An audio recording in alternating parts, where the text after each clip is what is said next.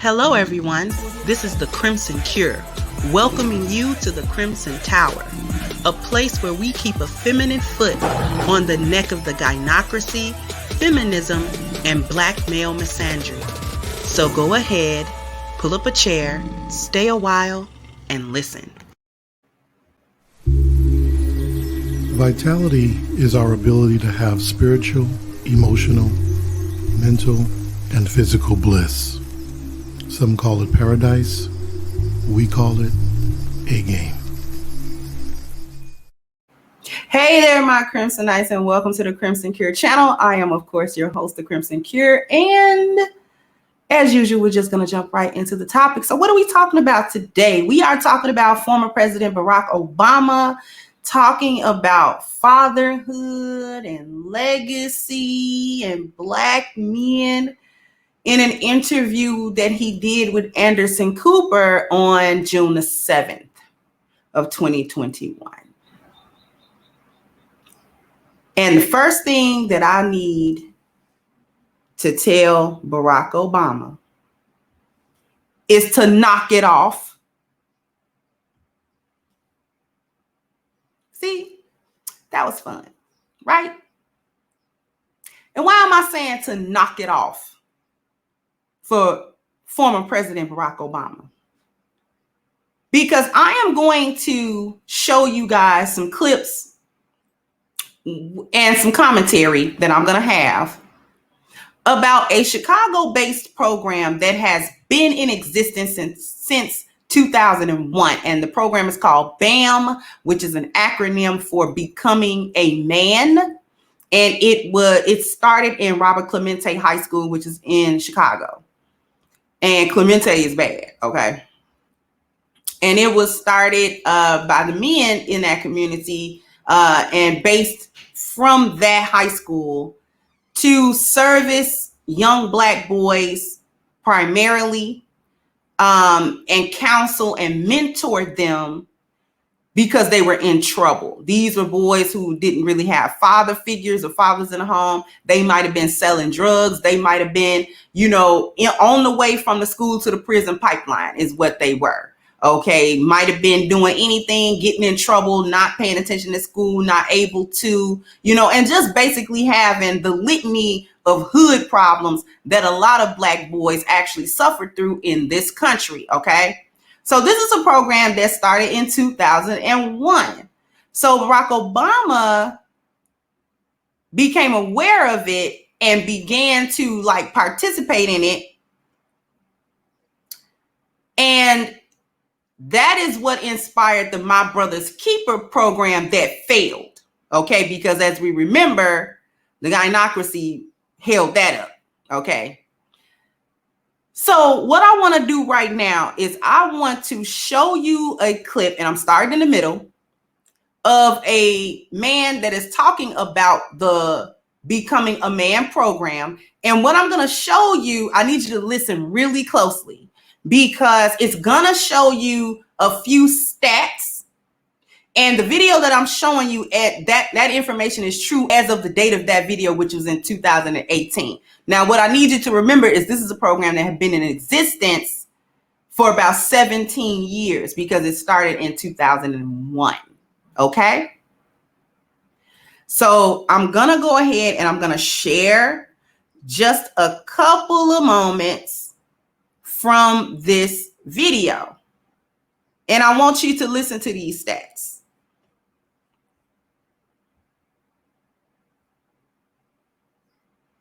Lab have conducted 2 randomized control trials on the program. And what they found blew us away. They found that young I'm gonna back it up just a little. Conducted 2 and into the neighborhood. Researchers at the University of Chicago Crime Lab have conducted 2 randomized control trials on the program. And what they found blew us away. They found that young men in BAM are 50% less likely to be arrested for violent crime. 50%. They are graduating on time at 19% higher rates than young men in the same schools who aren't in the program. And it is an incredibly cost-effective investment. For every $1 invested in this program, it returns society $30. And that is just accounting for the reductions in violent crime arrests alone. And so we know, by a conservative estimate, there are 19,000 young men in the city of Chicago who stand to benefit from the Becoming a Man program. They're either at risk for dropping out of high school or potentially, I would wager it's more than 19,000, but we're going to let them continue, becoming victims or perpetrators of violent crime. And we want every one of those young men to have a BAM counselor like Brandon in their lives. Now, right now we're working with 6,000, and we are super excited. That is a tremendous impact. Now, I just want y'all to take that into consideration. I want y'all to take that into consideration for right now. He said that there were at least 19,000 young men who were in need or could benefit from participating in the Becoming a Man program. But you only serving 6,000 since 2001, and the release date of that video was 2018. Boop. So what y'all been doing? Y'all been sitting around twiddling y'all thumbs? Who has been responsible for getting the word out about the existence of this program and the efficacy of the program? Because them numbers to me seem like failed numbers. I could see if it was in the first couple of years of, the program itself, it doesn't have legs yet. People don't really know about it yet. That sort of thing. Chicago is a very big city. And there are many, many ways to get information out about what's going on in the city and what's going on in schools. So you mean to tell me from 2001 to 2018, that is 17 years, is it not? That's almost a whole generation. And you mean to tell me y'all are only working with 6,000 when you just told me that the crime lab did two research investigations about how the program could affect dropping the arrests by 50%, up in the graduation on time percentage by 19%. So that doesn't sound too bad, right? So if it's gonna be that effective, why haven't you all touted this and said, look, we've helped this brother and this young man and this young man and these young men. Without our program, who knows where these young men would have been? They would have gone to jail. They would have gone to prison. They would have been involved in some violent crimes that ruined the rest of their life. Or they would have been killed in the street. So don't sit here and give me no number about the percentages and how it would have helped me, but then tell me you've only worked with 6,000 of the boys. Who's in charge of the boys? Because if y'all in charge of the boys, they're in trouble. And we know that Chicago is not getting better when it comes to violence. Okay? These rappers involved with this drill rap beef and all that kind of stuff are still killing each other in the street. FBG Duck was killed on the Gold Coast. That was a hit. If anybody know anything about Chicago, you don't get shot on the Gold Coast. Nobody gets shot on the Gold Coast. It's the Gold Coast for a reason. It ain't nothing but rich people over there. And I mean wealthy.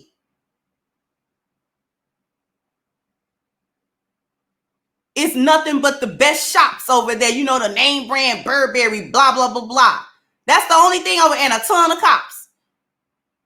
Because they patrolling, making sure don't nobody get out of context over there. And somebody was able to get to that man and kill him in the middle of the street in the daytime. And you only working with 6,000 boys when you just told me 19,000 of them need your help. That ain't even half of them. I'm going to let him say a little bit more about this.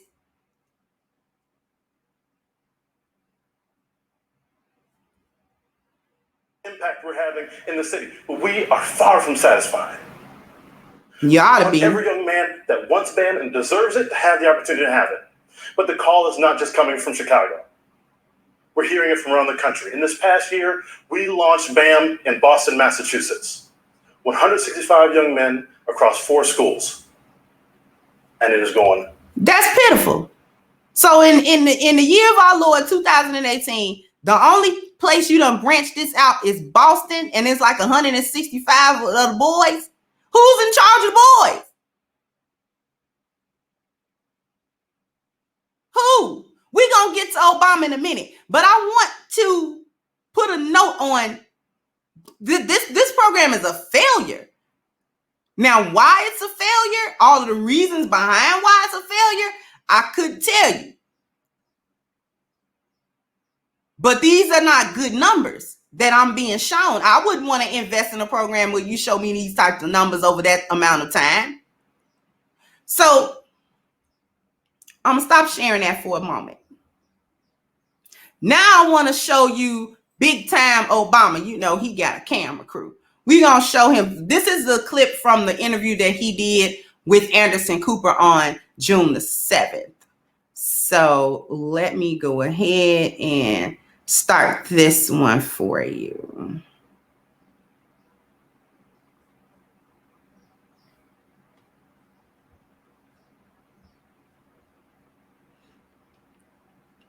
Let's see.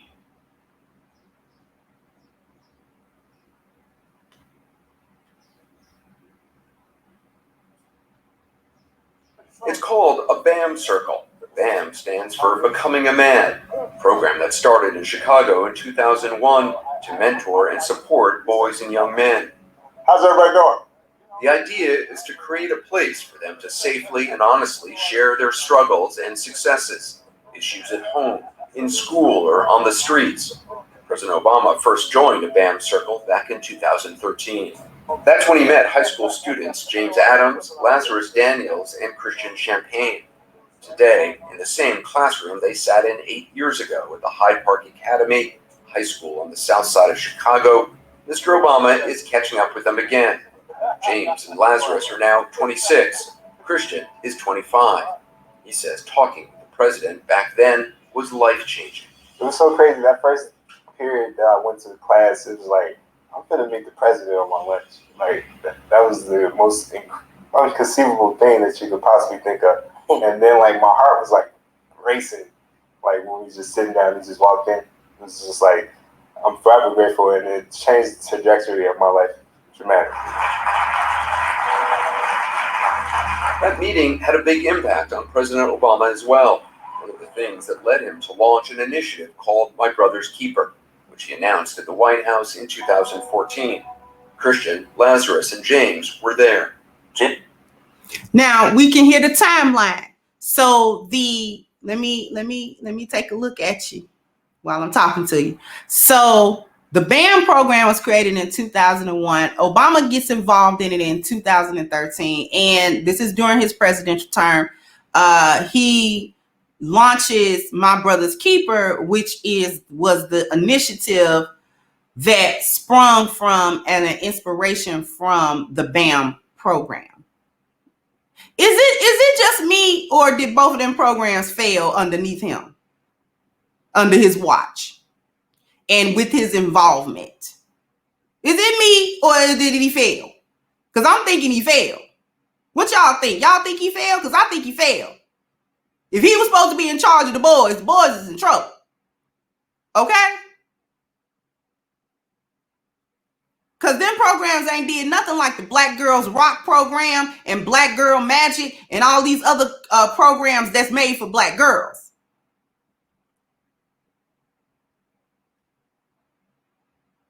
And he's sitting here after the fact, after the presidency, after he's no longer in office, after he can't sign no bills into law and all this other kind of stuff, after he can't sign no executive orders, after he don't have the power to enact certain things anymore because he's no longer in the presidential seat. Now he want to show up at Hyde Park High School, which is on 69th and Stony Island.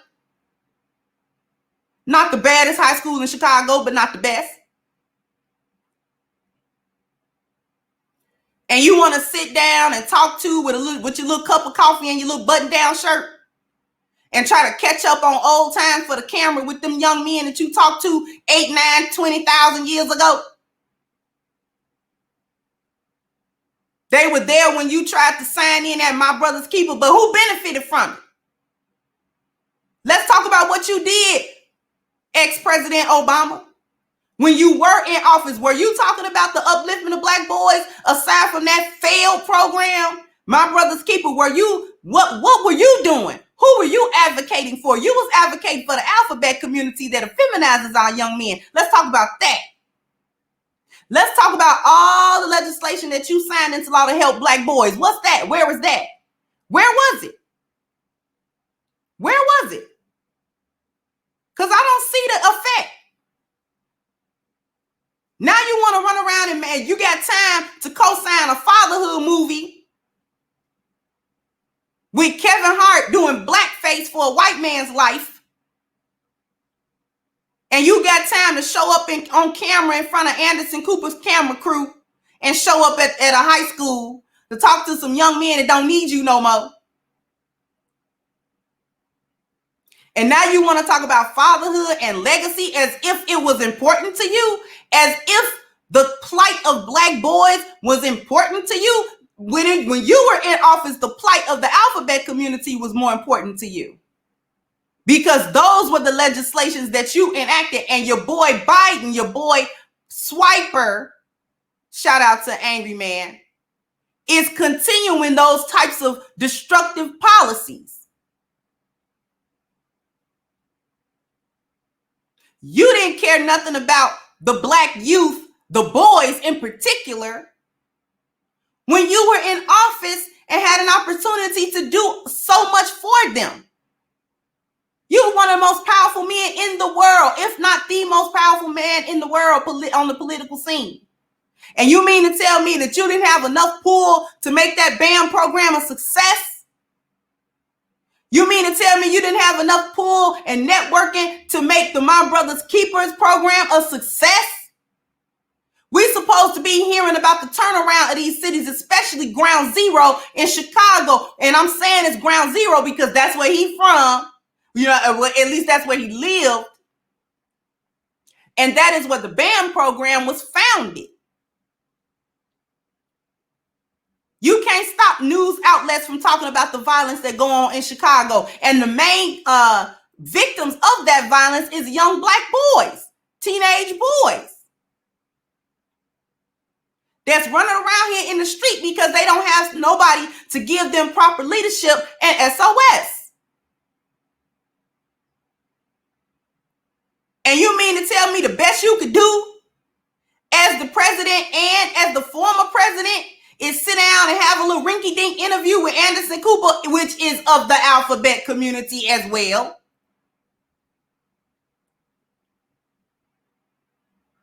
You was not known as the first Black president. You became known as the first alphabet president. They had you on a whole, was it the Time magazine cover with a rainbow behind you, talking about you was the first G president? I seem to remember a headline like that. Let me make sure, because I seem to remember something like that. Was it Time magazine? Obama.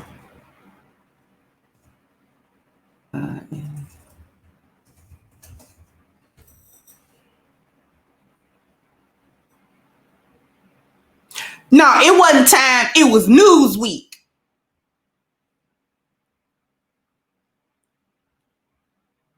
It was Newsweek.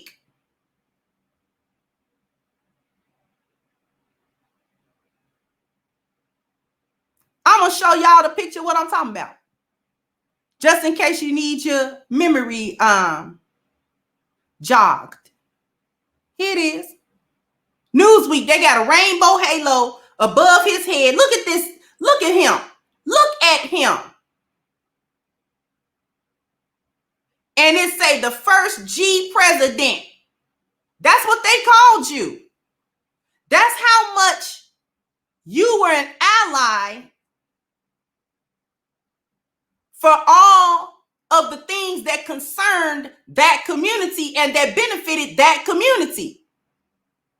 But on the other hand, we're fighting not only the violence that affects our young men, but the effeminization, the taking away of their masculinity. That's what we're talking about. You talking about 6,000 boys over the course of 17 years when we got a brother in the space. Father Turner has a Fatherhood Academy that has helped more than 1 million men over that same amount of time. Over the same amount of time. So what that tells me is that when you are determined to be in charge of the boys, then you'll be in charge of the boys and they'll be helped. They'll be helped. So I'm really over it. I'm really over him trying to act like he really care about what's going on with black boys in the inner cities. Because you don't. These are little cash grabs and just something to be back in the limelight for a little bit. Don't nobody need you to cap, Mr. Obama. Don't nobody need you to cap about trying to be in the corner of these young men.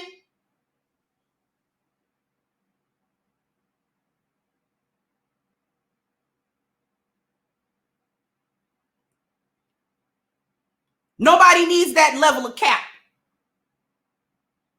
I'm going to go back to that video about the BAM, Becoming a Man program, because they have a core value system that they are talking about. And then I'm going to come back and we're going to discuss that.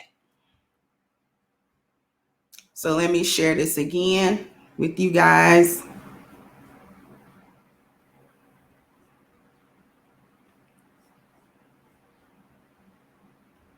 Really well. And so we are committed to growing that program, but responding to the call from the rest of the country. I want you to imagine a world, a country where every young man who wants and deserves BAM has that opportunity in their lives. That's what we want. We want all these young men to have a chance to experience our 6 core values. Integrity. My values equal my actions. Accountability. I am responsible for the consequence of my actions, intended or unintended. Positive anger expression. I take the energy that I feel and I choose to express it not as a savage, but as a warrior. I build instead of destroy. I fight for a just cause, not just cause. Now, Instead of destroy. Look at that circle. Do that circle look familiar to you? I don't know. Let me see. Let me see. Because it kind of almost looked like that circle. Along with the little arrows that's kind of, you see what I'm saying? Now, look at that circle. Now, look at that circle. Don't that circle look familiar to you? I could have swore that circle looked familiar to me. But let's take a look at what's in that circle here. We have, and he's going all over the place. He's not even going in counterclockwise or clockwise. But anyway, integrity, which is something that is rooted in your spiritual value. Accountability, also something rooted in your spiritual value, because these are where your principles are. Positive anger expression. What is that? See, that sounds like to me a little spin on you got toxic masculinity, so we gonna get that out of you. I'm just gonna be honest. That's what that sounds like. Self-determination. Whatever that means. Whatever it means to you, I guess whatever it means to you is not really defined. Visionary goal setting, whatever that means, however they're going to define that. And then you got one right over here, respect for women. Now, I'm not saying that men should not have respect for respectable women, because they should. But what does that have to do with the core values that a young man take throughout the rest of his life?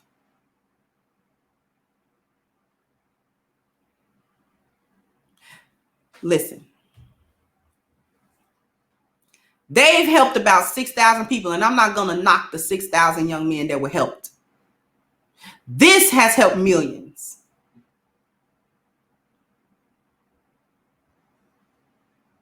Okay?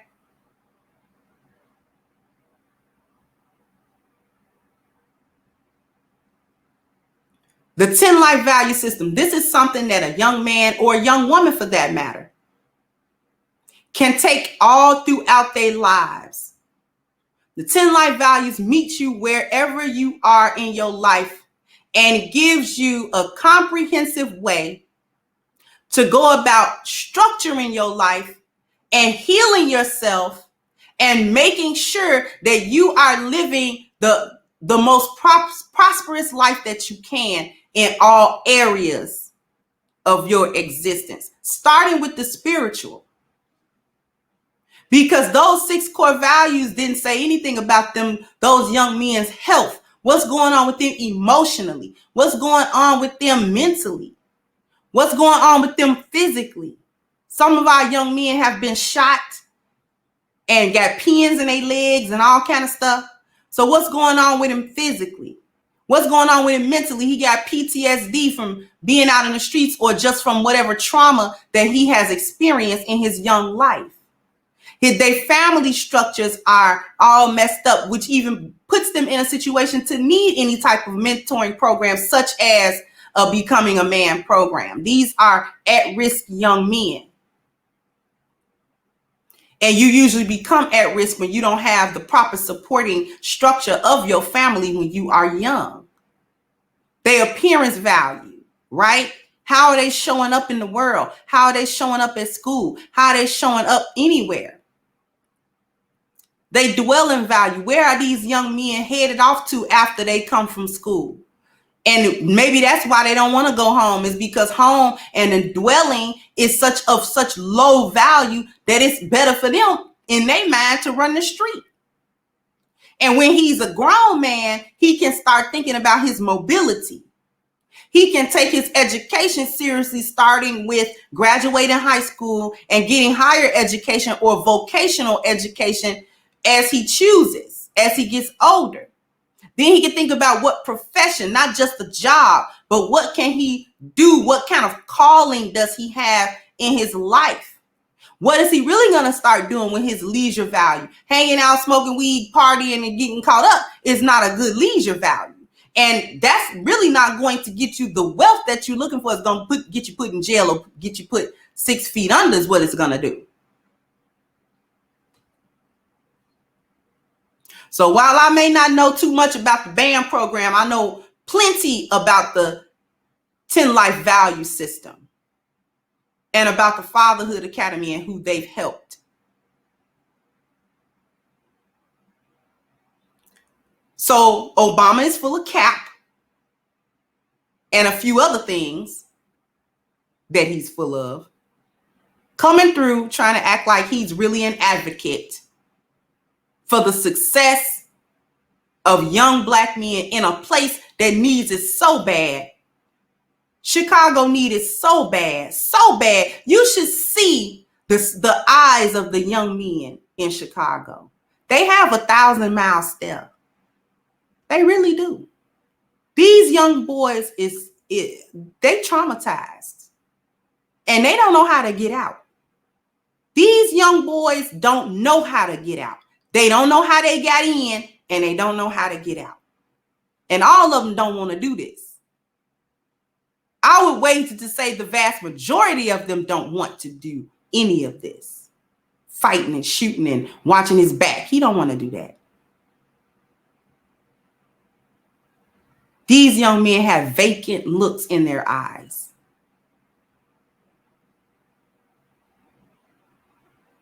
And it both makes me sad for them and it scares me because they don't feel like they got nothing to lose.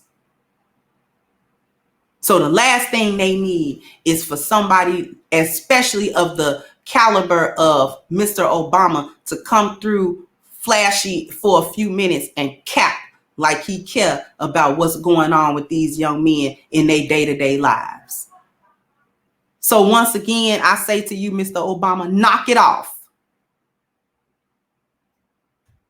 And with that, I'm going to wrap this up. And before I wrap it up, I would love to hear everybody's opinion in the comment section. Sound off for me. Is this cap to you? Because it looked like a cap to me. Tell me what you think about the BAM program. Tell me what you think about Obama showing up with these little interviews talking about fatherhood all of a sudden. Boop. Ain't nobody trying to hear that. Okay? So, Sound off in the comment section. Like, share, subscribe to the channel if you have not. Now I'm going to wrap this up, and I'll catch you guys on the next one. Bye-bye, Crimsonites. Hey, guys. Please like, share, and subscribe to the channel and hit the notification bell. And if you've got more to say on the topic, leave a comment down below. Also, don't forget to support our sponsor, who so graciously supports this channel by clicking the description box and the link for A-Game at agameherbal.com. You can go ahead and get a 10% discount off of your next purchase using the code Kendra10. This has been yet another Crimson Cure production, and I'll catch you guys on the next one.